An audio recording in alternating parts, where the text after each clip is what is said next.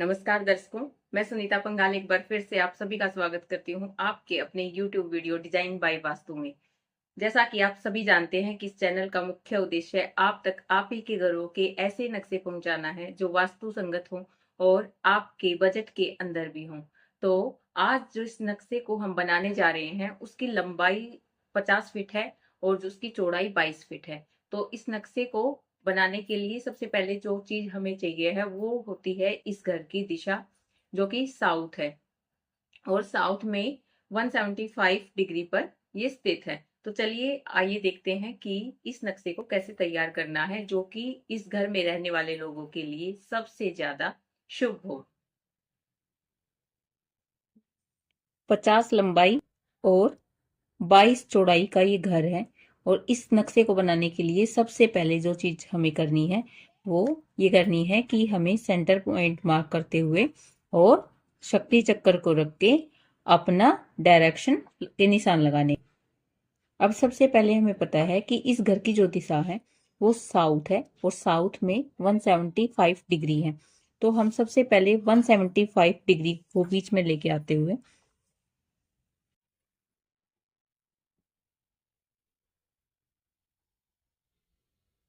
175 के हिसाब से हमने इस पूरे नक्शे पर अपनी दिशाओं के मार्क लगा लिए हैं और इससे हमें पता लगता है कि हमारे घर में किस डायरेक्शन में किस जगह पर कौन सी दिशा आ रही है।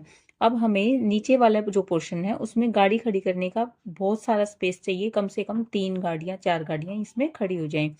तो इसलिए हमने यहाँ पर पूरा जो स्पेस है इसको गाड़ी खड़ी करने के लिए रख दिया है, जो कि 20.5, मतलब कि अगर जो बाउंड्री की लाइन है उनको मैंने छोड़ दिया है तो जो बीच वाली जगह है 20.5 बच जाएगी और साथ में ये जो जगह है लंबाई की साइड में ये 25 बच जाएगी।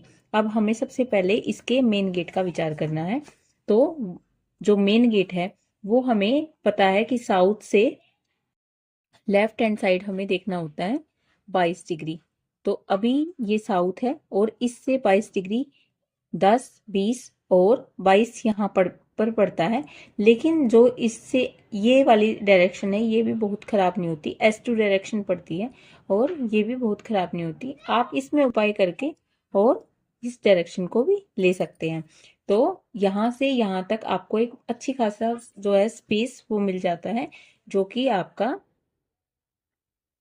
12 फिट का एरिया है वो आपको मिल जाता है अपना दरवाजा लगाने के लिए, मेन गेट लगाने के लिए। और जो बहुत ही शुभ है, बहुत कम ही घरों में इस तरीके से डायरेक्शन हमें इतने अच्छे से मिल जाती है। तो फिर यहाँ आके हमारा जो ये नीचे वाला फ्लोर है इस पर एक ही रूम बनाया गया है। इस रूम के लिए यहाँ पर हमने जो है दरवाजा लगाया है इस साइड में।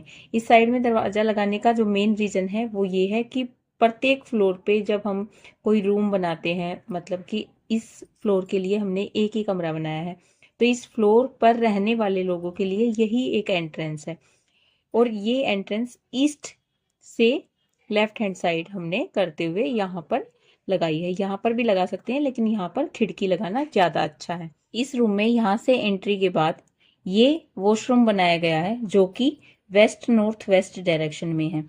यहाँ पर रहने वाला जो पर्सन है उसका जो बेड है वो यहाँ पर रहेगा, इधर रहेगा। यहाँ पर बेड की जो डायरेक्शन है वो प्योर नॉर्थ में पड़ती है तो इसलिए यहाँ पर बेड और यहाँ पर सोफे की व्यवस्था करी गई है।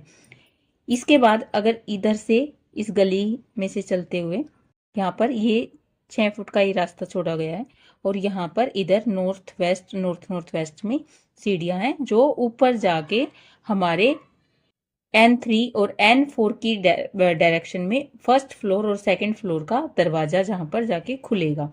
और यहाँ पर मंदिर की व्यवस्था करी गई है जो कि नॉर्थ ईस्ट डायरेक्शन में पड़ता है। अब इसी नक्शे के फर्स्ट फ्लोर को देख लेते हैं जो कि 4 लोगों के लिए बनाया गया है। यहाँ पर सीढ़ियों से ऊपर आते हुए सीढ़ियां हमेशा क्लॉकवाइज डायरेक्शन में ही बनानी चाहिए, एंटी क्लॉकवाइज डायरेक्शन में सीढ़ियां नहीं बनानी चाहिए। सीढ़ियों से ऊपर आते हुए यहाँ पर हमारी N3 N4 डायरेक्शन पड़ती है और इधर जो ये रूम है नॉर्थ वेस्ट डायरेक्शन में जो रूम पड़ता है, इसको हमने ड्राइंग रूम की तरह यूज किया है।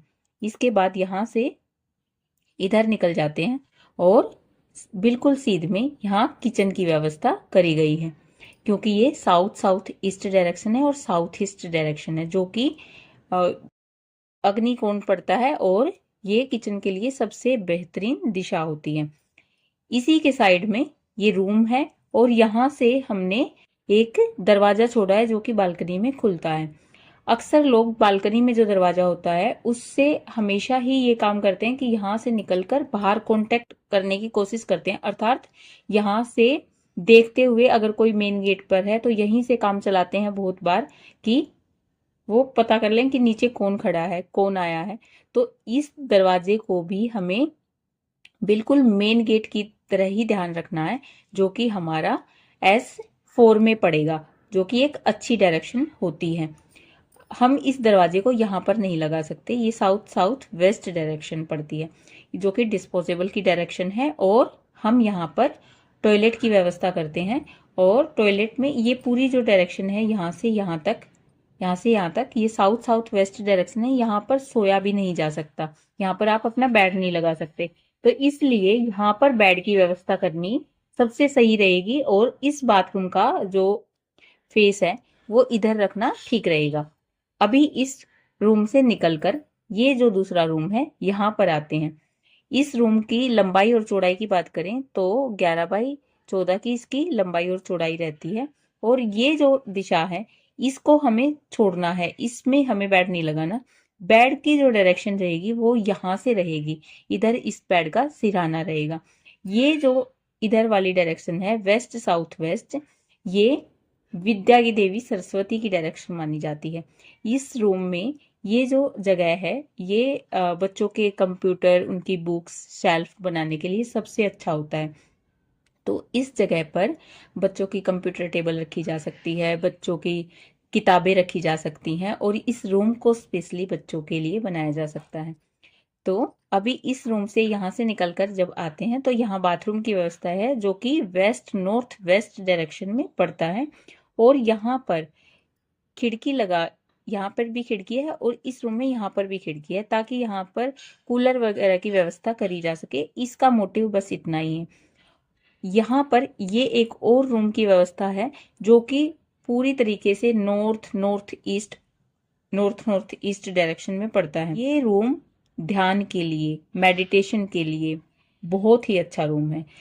हो सकता था कि हम इस दरवाजे को इधर खोल देते, इधर भी N3 N4 की डायरेक्शन पड़ती है, जो कि दरवाजे के लिए तो बहुत अच्छी है, लेकिन हमारा जो ये स्पेस है वो फिर खराब हो जाता, जो कि एक बहुत ही अच्छी डायरेक्शन है और हम इसको मेडिटेशन के लिए, योगा के लिए, ध्यान के लिए, स्टडी के लिए यूज कर सकते हैं। तो इस जगह को हमें खराब नहीं करना था, इसलिए हमने यहाँ पर एक रूम बनाया जिसकी एक खिड़की यहाँ पर दी गई है ताकि वेंटिलेशन होता रहे।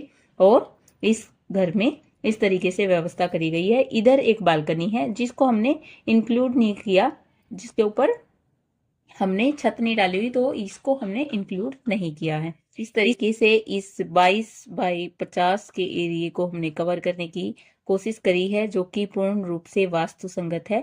और इस पर कलर के द्वारा भी वास्तु किया जाएगा जब ये बन जाएगा। अर्थात वास्तु के कई स्टेप होते हैं। पहला स्टेप यही होता है कि हम अपना नक्शा जो है वो वास्तु के अनुसार बनाएं। दूसरे स्टेप में जब उस घर में कलर किया जाता है तो उस पर दिशाओं का ध्यान रखा जाता है। और तीसरे स्टेप में जो उस घर में ऑब्जेक्ट रखे होते हैं उस पर दिशाओं का क्या प्रभाव है वो देखा जाता है। तो आपको ये वीडियो कैसा लगा प्लीज कमेंट करके जरूर बताइएगा और साथ ही साथ इस चैनल को अधिक से अधिक लोगों तक शेयर करें, ताकि ये वीडियो और लोगों के भी काम आ पाए। वास्तु आपके जीवन में नई खुशियां, नई रोशनी भरता रहे, इसी आशा के साथ मैं सुनीता पंगाल आप लोगों से लेती हूँ विदा। नमस्कार।